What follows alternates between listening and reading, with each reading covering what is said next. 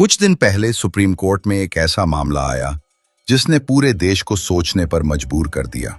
मामला था खजुराहो के एक प्राचीन मंदिर का, जहां भगवान विष्णु की 7 फीट ऊंची मूर्ति टूटी हुई हालत में पड़ी है। भक्तों ने कोर्ट में याचिका दायर की, कहा कि इस मूर्ति को तुरंत पुनः स्थापित किया जाए ताकि आस्था बनी रहे। अब जरा सोचिए, भक्त उम्मीद लगाए बैठे थे। उन्हें लगा कि सुप्रीम कोर्ट में बैठे जज भगवान की मर्यादा और भक्तों की भावनाओं की रक्षा करेंगे, लेकिन वहां कोई आम जज नहीं बैठे थे, बल्कि मुख्य न्यायाधीश बी.आर. गवई। बी.आर. गवई ने जैसे ही इस मामले को सुना, उन्होंने याचिका को खारिज करते हुए कुछ ऐसा कहा जिसने करोड़ों लोगों के दिलो दिमाग को झकझोर दिया। उन्होंने साफ शब्दों में कहा, अगर आप भक्त हैं तो भगवान से खुद कहिए कि वो कुछ करें। जाइए, प्रार्थना कीजिए, ध्यान कीजिए और उनसे ही कहिए कि मूर्ति फिर से खड़ी हो जाए।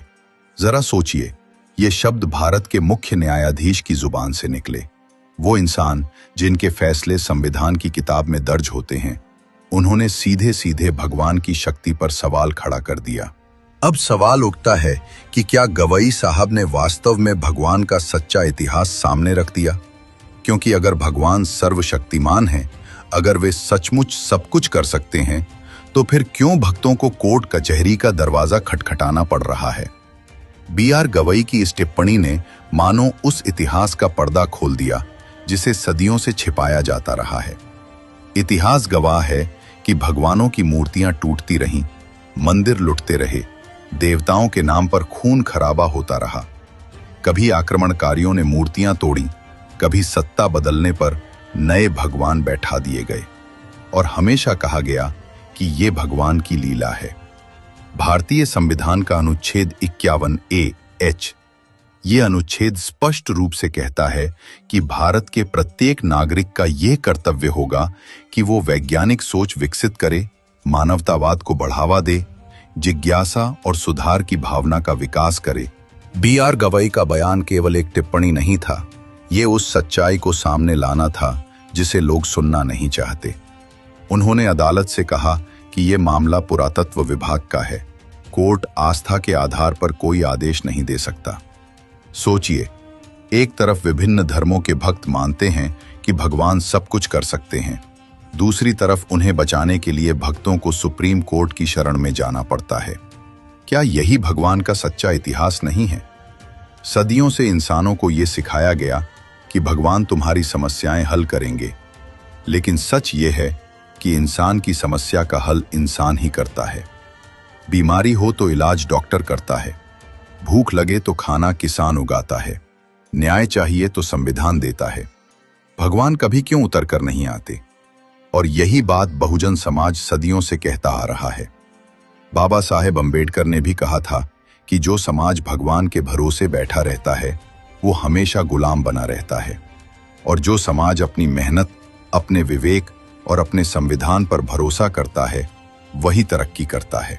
बी.आर. गवई खुद बहुजन पृष्ठभूमि से आते हैं।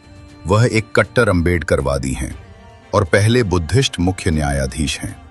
वह मानवतावाद और सभी धर्मों का सम्मान करते हैं। उन्होंने शायद वही बात कोर्ट के अंदर कह दी जिसे आम जनता सुन भी नहीं पाती। उनकी टिप्पणी ने सीधे सीधे आस्था के खेल पर चोट की। सोचिए, अगर कल को कोई और मंदिर टूट जाए तो भक्त फिर कोर्ट जाएंगे?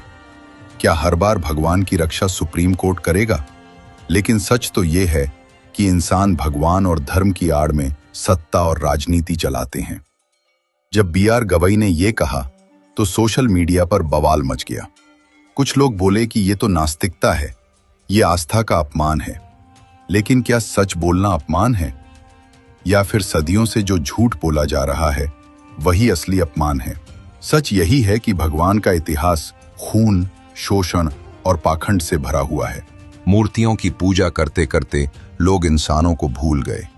इंसान भूखा मरता रहा, जाति के नाम पर कुचला जाता रहा और भगवान की मूर्तियों पर सोना चढ़ता रहा। यही तो है वो सच्चा इतिहास जिसे कोई मानना नहीं चाहता। मुख्य न्यायाधीश बी.आर. गवई की टिप्पणी ने पूरे देश को आईना दिखा दिया। उन्होंने कहा कि अगर तुम्हें भगवान पर विश्वास है तो उनसे कहो कोर्ट क्यों आए, यानी अब फैसला तुम्हारे हाथ में है। भगवान से उम्मीद रखोगे या इंसानियत और संविधान से उम्मीद रखोगे? यही असली सवाल है। दोस्तों, अब आप बताइए, क्या बी आर गवई ने जो कुछ कहा वो सही कहा या नहीं? अपनी राय कमेंट में जरूर लिखें।